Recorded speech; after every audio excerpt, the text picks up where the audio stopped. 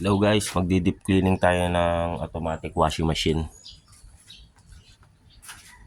Good morning. Magdi-deep cleaning tayo ng automatic washing machine today. So, bakit nga ba dinidip cleaning yung washing machine? Dinidip cleaning yan para malinis yung loob ng tub. Para yung mga tumigas na dumi is malinis. And then, ma-avoid din magkaroon ng amoy yung mga nilaban natin. So, simulan natin today. So, papakita ko yung full tutorial kung paano siya linisin. So, itong washing machine na lilinisin natin ay Panasonic. So, itong Panasonic na washing na to, kailangan tanggalin natin yung tornilyo sa gilid para may angat. Tanggalin na natin. So, natanggal ko na pala yung tornilyo kanina. So, yan. Ingat natin ng ganyan. Kita nyo, napakadumi, di ba? Yan. So, pala ito natanggal. Ibabalik natin dito sa giliran. Kasi, kaya ito talaga ang naging sira niya, bumagsak. So, pinagawa sa atin. Kasi nga, ano na daw, dumi na. Sabit muna natin ito. Ito ay yung nagbabalanse sa gilid.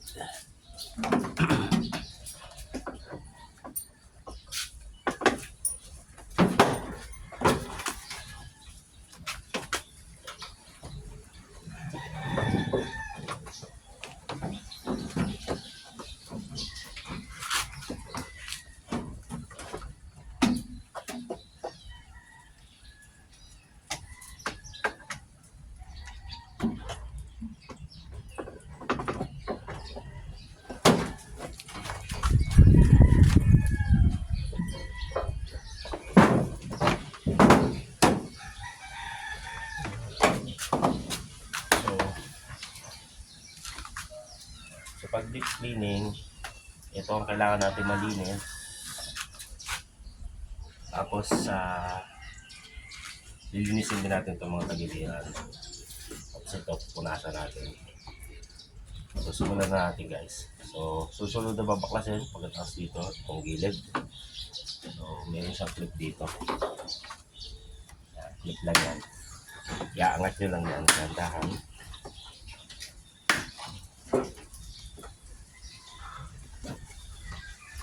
Clip lang yan sa tagiliran, medyo matigas. Kaya ingat lang, baka mabasag.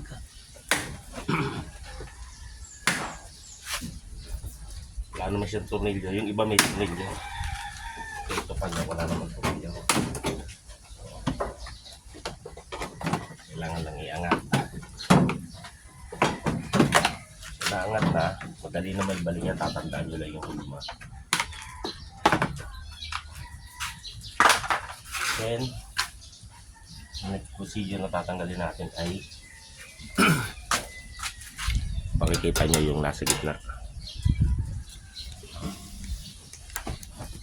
Meron yan sa gitna, yung pulsator. So lalapit ko na lang. Malayo. So kung makikita nyo, ando doon sa gitna yung kanyang pulsator, tawag dito sa bilog. So minsan 10 na ang nakalagay dyan, minsan naman ay tornilyo lang. Dito sa kanya tornilyo ang nakaano. Nakuha tayo ng flat.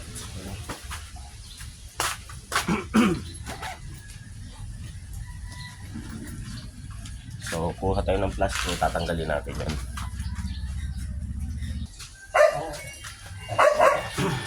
Ito na guys, natanggal na natin tornilyo niya. And the next procedure is iangat natin ito.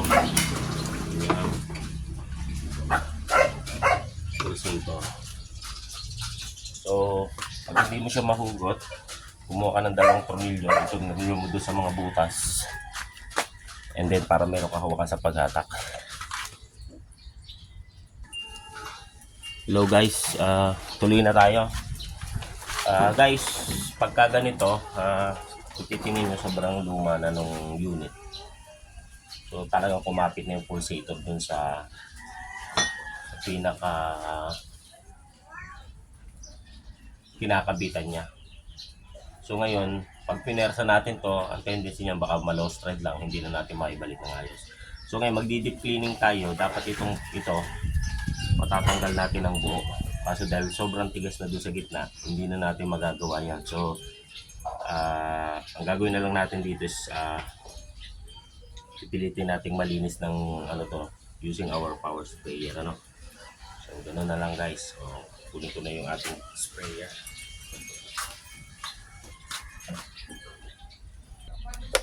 So ito na guys, ito yung gagamit agad natin panlinis. Power sprayer, halagang 3.5, meron ka na nito. So pwede mo gamitin sa motor, sa kotse, sa mga gamit mo panlinis. So isa-set up ko lang, and then after nito, simulan na natin.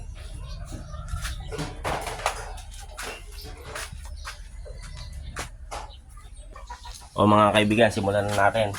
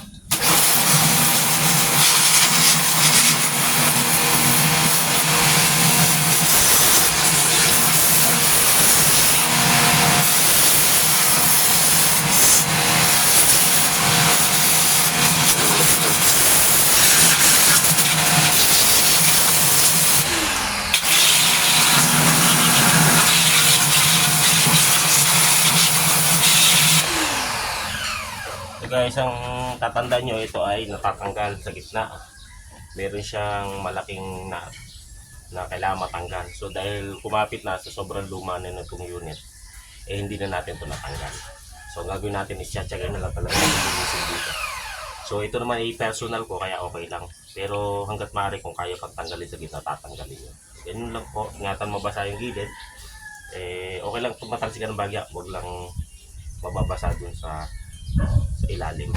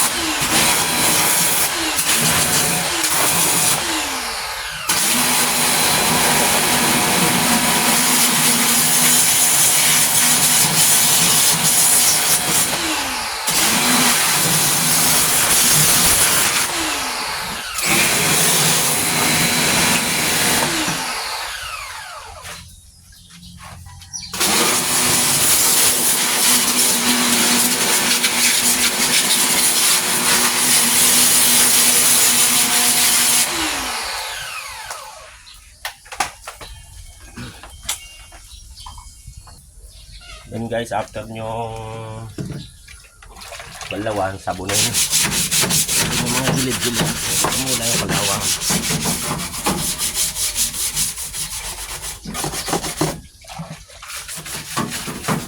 Dahil hindi na nga natin natanggal, sabunin na lang natin ito.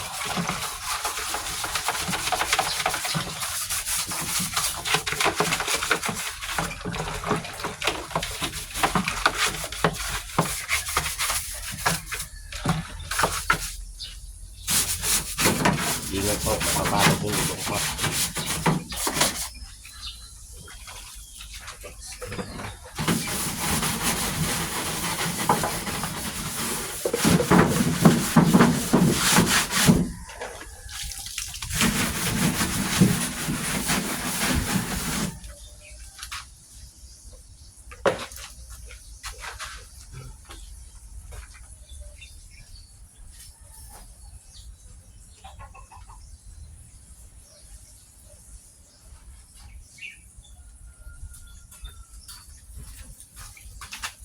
Kuha ko yung basahan. Itong mga gilid-gilid na to. Punasan nyo. Yan, dito yung board. Iwas sa mga dab sa tubig.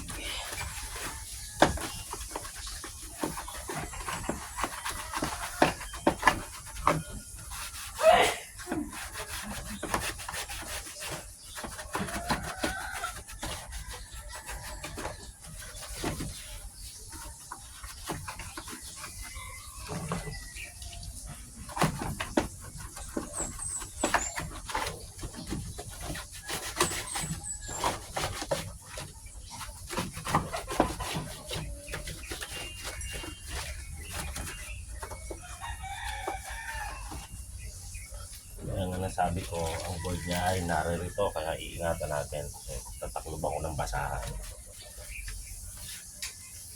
Kasi, umbahin ko ng mabilis. Hindi mo natanggalin yan. So, umbahin natin ng mabilis.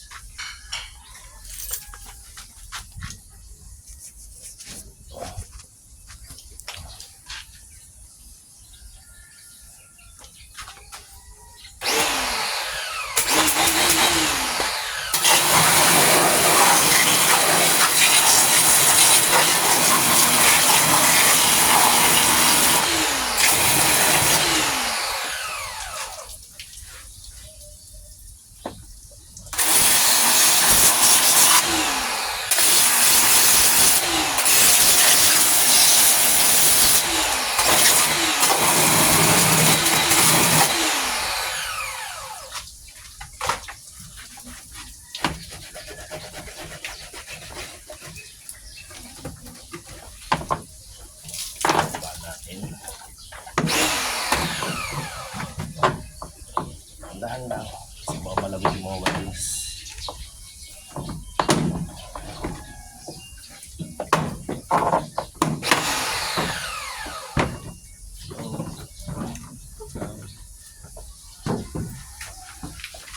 Dito sa ibabaw pugas-pugas lang.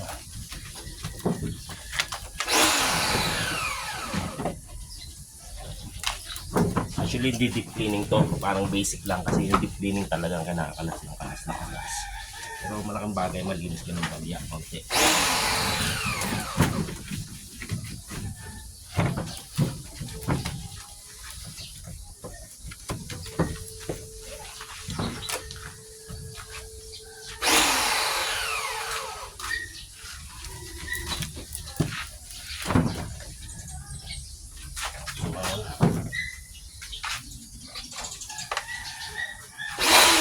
Hindi naman natin banlawan ng madalian.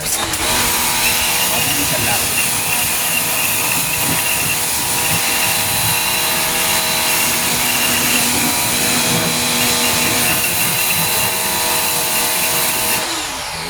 Banlawan na natin sa ibabaw. Tutusin tayo dito sa bugla naman. So, mabilisan lang kasi andun yung board.